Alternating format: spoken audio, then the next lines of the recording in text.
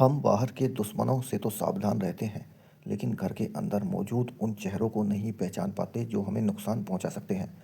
चाणक्य का मानना था कि घर का दुश्मन किसी जहरीले सांप से कम नहीं होता, जो किसी भी वक्त आपके सुख चैन को डस सकता है। अगर आप अपने जीवन को सफल और सुरक्षित बनाना चाहते हैं, तो आपको यह समझना होगा कि आपके अपने ही लोग कब और किन हालातों में आपके शत्रु बन जाते हैं। तो आइए जानते हैं। आचार्य चाणक्य ने अपने नीति शास्त्र में स्पष्ट रूप से बताया कि शत्रु केवल वे नहीं जो युद्ध के मैदान में आपके सामने खड़े हों। असली और घातक शत्रु वह होता है जो आपके साथ रहता है और आपकी हर कमजोरी को जानता है। चाणक्य कहते हैं कि घर का भेदी लंका ढा सकता है, इसलिए घर के भीतर की सुरक्षा और गोपनीयता सबसे ऊपर होनी चाहिए।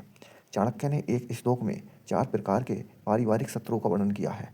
उनके अनुसार यदि पिता पर बहुत अधिक कर्ज है, तो संतान के लिए शत्रु समान है, क्योंकि वह भविष्य का बोझ बच्चों पर छोड़ रहा है।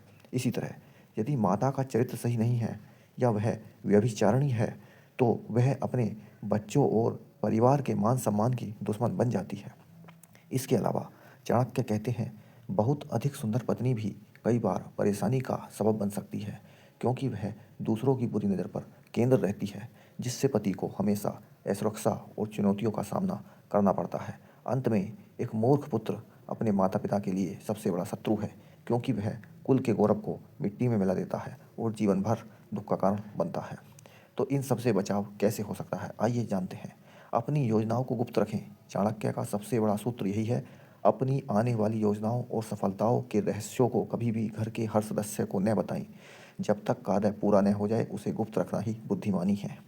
चाणक्य कहते हैं कि लोग अचानक आपसे बहुत मीठा बोलने लगे, वे आपके हितैषी नहीं बल्कि घातक हो सकते हैं। वे अक्सर आपके राज उगलवाने के लिए ऐसा करते हैं। अपने घर की अंदरूनी कलह या अपनी व्यक्तिगत कमजोरियों को कभी बाहर न आने दें। शत्रु आपकी इन्हीं कमियों का फायदा उठाकर आप पर वार करता है।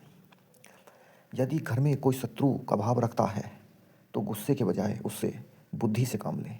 चाणक्य के अनुसार बलवान शत्रु को विनम्रता और दुष्ट को उसकी ही भाषा में जवाब देना चाहिए। यदि घर के अंदर कोई शत्रु का भाव रख रहा है, तो उससे आप विनम्र तरीके से बातें करें।